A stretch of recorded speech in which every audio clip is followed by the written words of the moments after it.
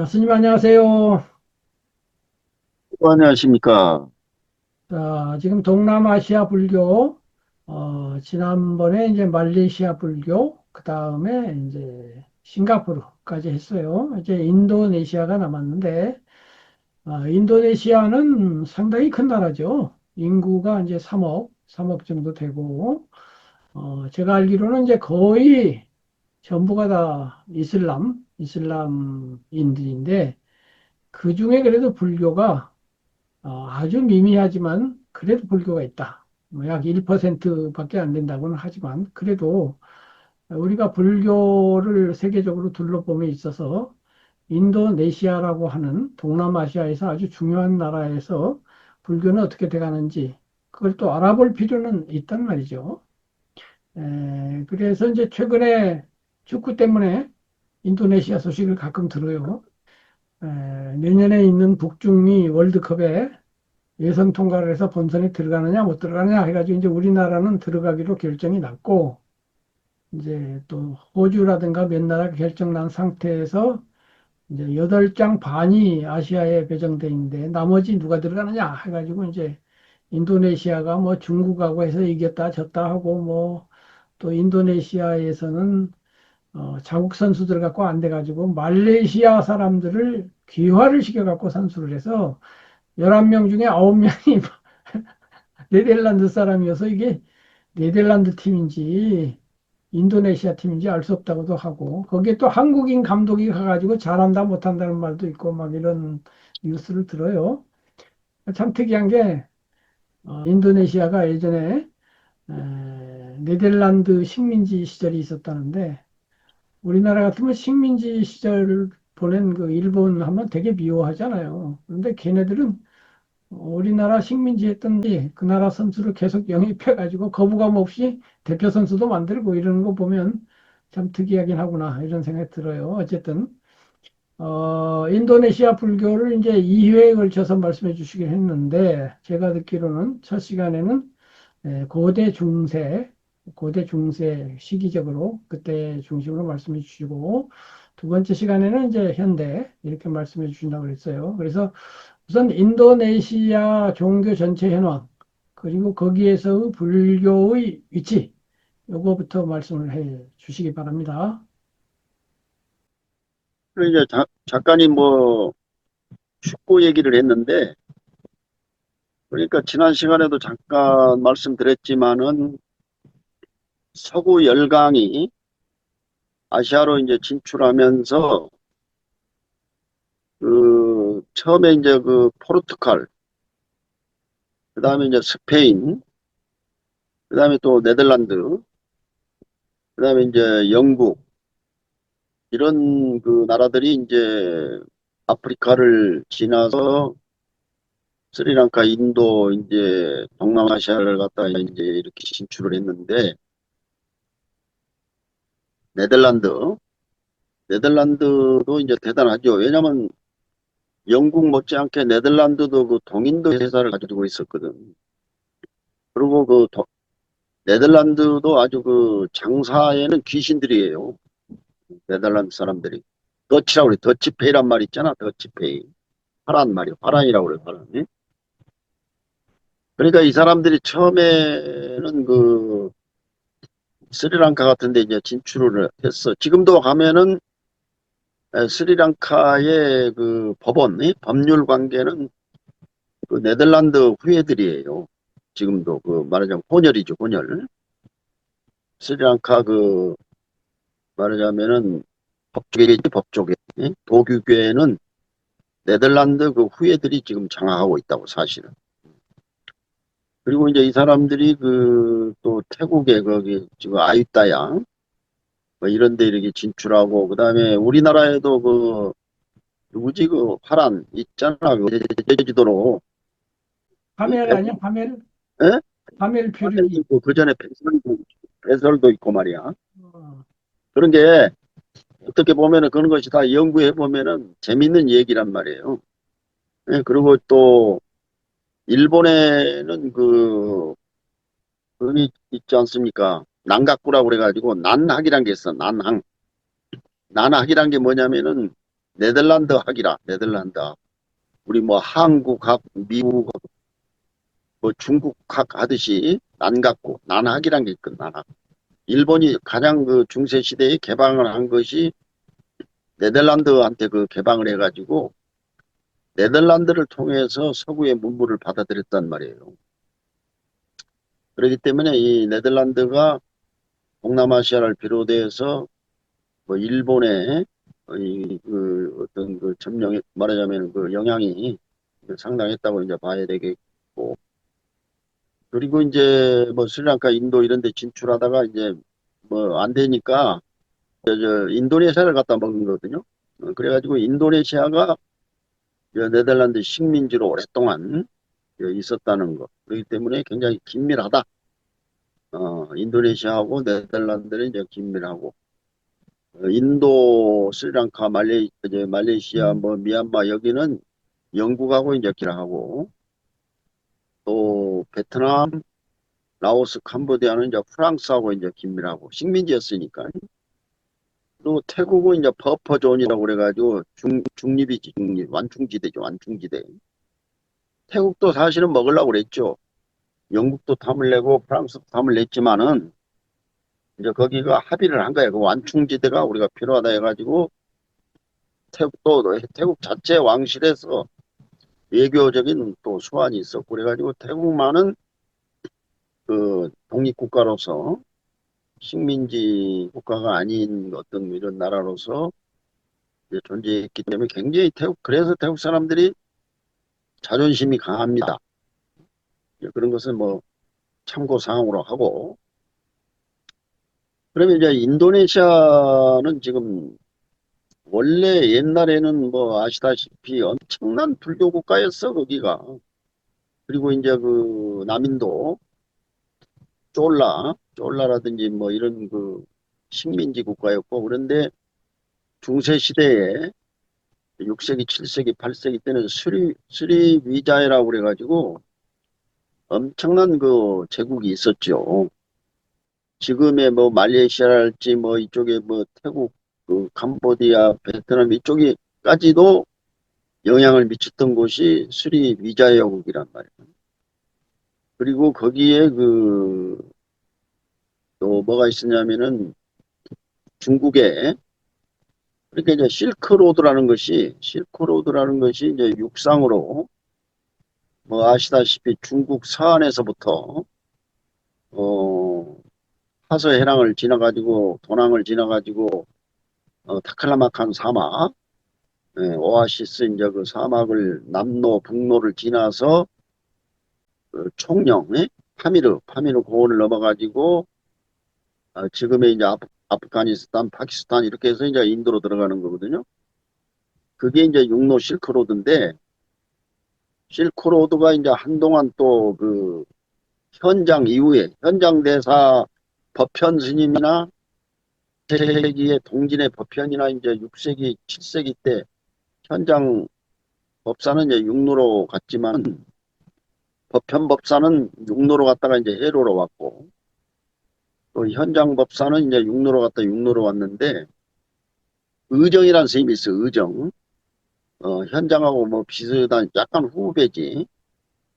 이런 분이 이제 살아계실 때는 이제 육로가, 물론 그때도 이제 육상 실크로드라는 것이 이제 했지만은, 이 또 해로가 또 개발이 됐단 말이에요. 해양 실크로드가.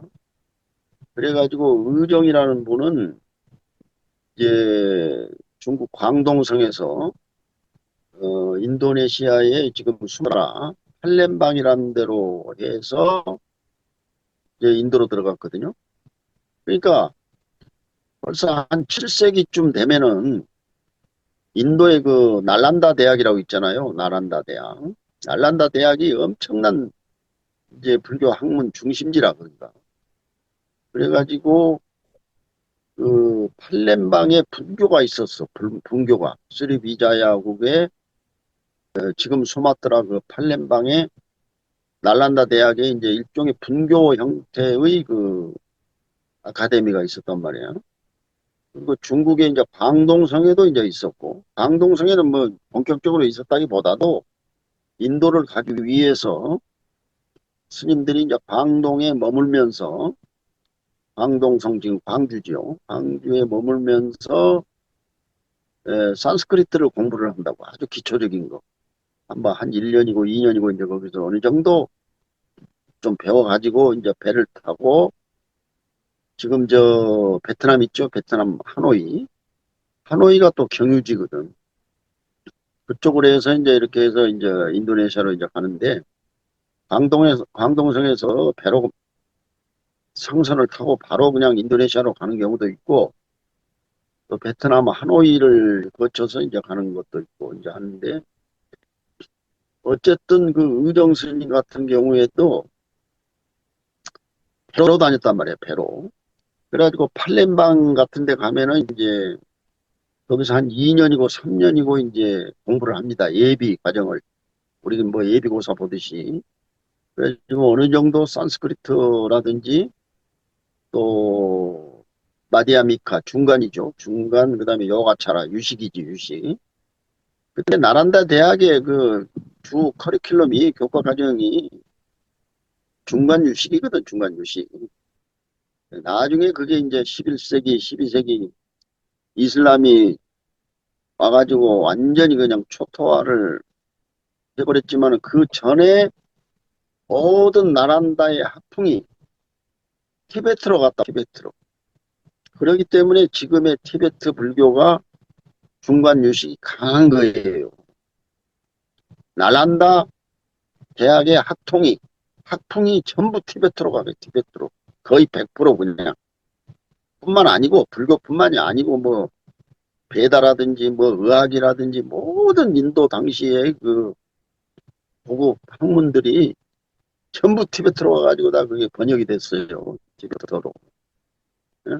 송첸 깜뽀왕 아시죠? 얘기 들어봤지? 그분은 불교를 받아들이기 위해서 티베트 문자를 만든 거예요. 문자를. 이제 그건 다른 얘기고 어쨌든 그래서 이제 인도네시아는 중세 시대에 이제 완전히 그냥 그 불교 국가예요. 불교 국가. 불교 국가고 뭐 스님들이 그냥 바글바글하고 말이야. 바글바글하고 그냥 엄청난 그 그냥 그 제국이 다 그냥 불교라 불교. 그러니까 나라다 대학에 거기에 그 말하자면 분교가 있을 정도니까. 그리고 나란다 대학의 교수들이 또 가끔 와요. 여기 와가지고 또 가르치고 말이지. 그리고 이제 그 또 아티샤라고 지금의 방글라데시라는 건 옛날에 인도니까 인도에 이제 뭐 나란다 대학뿐만이 아니고 한 몇 개 유명한 그 사원 대학이 있는데 지금도 방글라데시에 가면 그 유적이 있습니다만 아티샤라고 하는 유명한 그 고승이 있었어. 이분이 이제 여기 수리 미자국에 와가지고 밀교를 전해 밀교, 금강승 밀교. 그러니까 지금의 보르보드라는 것이 한 9세기쯤에 그게 만들어졌는데 족자카르타라고 거기도 이제 저기 그 자카르타하고 다르죠. 조그만 그것도 다른 섬인데 그게 만들어진 것이 전부 그 말하자면 밀교 영향이거든. 밀교 영향. 밀교가 또 한동안은 그리 들어갔거든. 그것이 다 나란다에서 다 이렇게 학풍이 그리 전해진 거예요. 그러다 보니까 그 보르보도 나도 한 몇 번 가봤습니다만은 사실 지금 인도네시아라는 것이 중세 이제 이후에 이슬람이 갔다가 이제 이슬람 상인들이 말이지 아랍 중세 중동에서 다니면서 장사를 하다 보니까 이제 이것이 처음에는 그게 하나의 그 해안가에 이렇게 항구 도시 같은데 이런데 이제 그 말하자면 이슬람 상인들이 이제 수소 그 기지였거든 기지 무역 기지 말이야. 그러다 보니까 자연히 종교도 이제 따라오게 되고 그 사람들이 뭐 신앙적으로 장사하면서 어디 또 정신적으로 의지할 곳이 또 있어야 되거든. 그러다 보니까 이제 그 모스크를 갖다가 이제 하나 둘 세우게 되고 이러다 보니까 나중에 이제 제국이 무너지면서 그냥 이슬람화가 돼버리고 그때는 불교가 주류 종교였지만은, 이슬람이 이제 인도가 많아지고 하다 보니까 정치 지도자들도 그리 기울어지는 거야. 잠깐 우리나라 그 현실을 봅시다. 우리가 뭐 다 우리가 겪었잖아. 불교가 막강했잖아, 지금 사실은. 그렇지만 또 다른 종교가 지금 막강해지니까 정치인들도 거기 눈치를 보게 되고 말이야. 표를 의식해가지고. 지금 여 강화문 같은 데 가봐요. 그러니까 내가 얘기하고 싶은 포인트는 뭐냐면은 어떤 한 종교가 아무리 강해도 주류 종교였지만은 이것이 무너져 버리면은 다른 종교가 치고 들어온다 이 말이야. 들어오면은 기존의 종교는 사그라져 없어져 버린다고.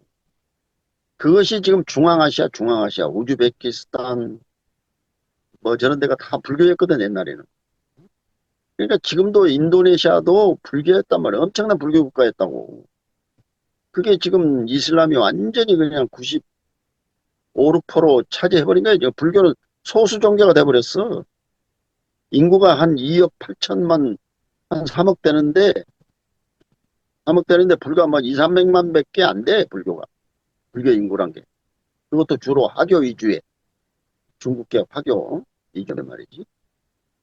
그러나 거기에 보르보드라는 엄청난 그 탑이 있거든요. 유적이. 거기 보기 다른데 군데군데 가면은 이제 불교 유적이 많이 있습니다만은 고고학적으로 지금 뭐 일일이 다 소개할 수는 없는 것이고.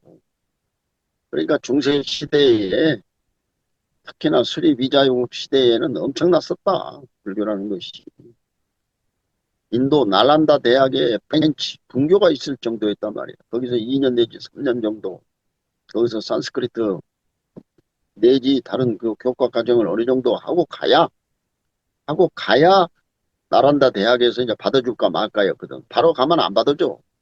여기서 어느 정도 좀 예비 예비 공부를 좀 하고 가야 거기 가서 이제 바로 이제 그 바로 입학이 되는 그런 실정이었기 때문에 의정 스님 같은 사람도 팔렘방에 가서 공부를 한 다음에 이제 거기 가서 입학을 해가지고 그분이 이제 지은 책이 뭐 있잖아요. 남의 귀기내법이라든지 뭐 그다음에 인도 서역 불법성 뭐 이렇게 보면 쭉 그 리스트 보면은 그분 그 책에 보면은 이제 우리나라 신라 시대에 말이지 그 뭐 현태라든지 이런 분들이 가서 거기 가서 이제 나란다 대학에서 공부했다는 그 기록이 거기서 나오는 거예요. 거기서 보면은 그리고 이제 해초 스님도 나중에는 이제 팔렘방으로 해서 간 거예요. 광주에서 출발해가지고 팔렘방을 거쳐가지고 인도로 들어가가지고 돌아다니다가 이제 육로로 말이지. 지금의 저 타지키스탄 있죠? 타지키스탄. 와한 계곡을 넘어가지고 하미르로 해가지고 중국으로 이렇게 오신 거거든요. 그래가지고 왕호 천축국전이라는 이제 책을 쓰고 그랬는데 그러니까 인도네시아가 7세기, 8세기 뭐 이런 때 엄청난 6세기 뭐 이런 때 엄청난 불교 국가였지만은 그것이 지금은 이슬람 국가가 됐단 말이에요. 그러니까 우리가 이거를 굉장히 심각하게 생각을 해야 된다 이 말이에요. 그 종교가 무너져 버리면은 다른 종교가 치고 들어온다니까. 그러면 옛날 종교는 없어지는 거야. 유적만 남아요, 유적만. 문화재만 남는다고. 거기에 대해서 한 말씀 하세요.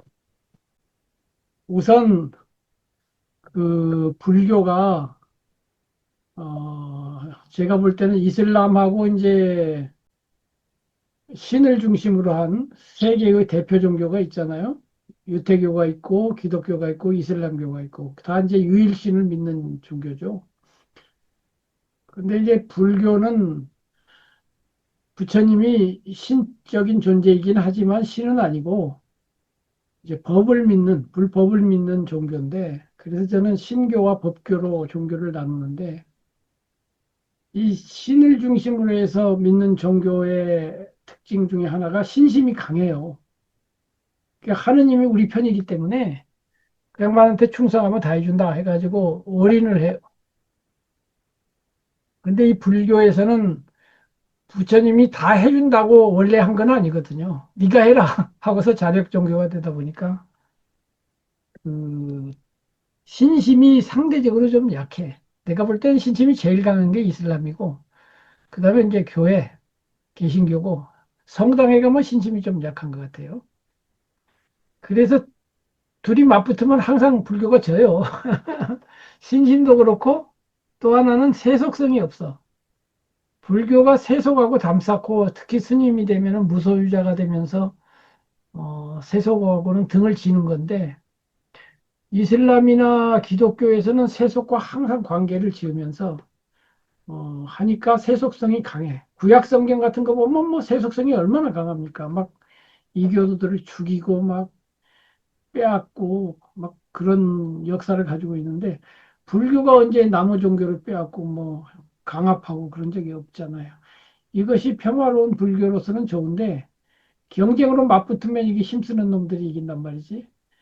이런 그 불교의 태생적인 그 부드러움, 평화, 약함이 있어요. 그래서 이제 맞붙으면 계속 지는 그런 결과가 나오긴 나오는데 이건 근본적인 문제이기 때문에 어떻게 해결해야 되는지 잘 모르겠어요.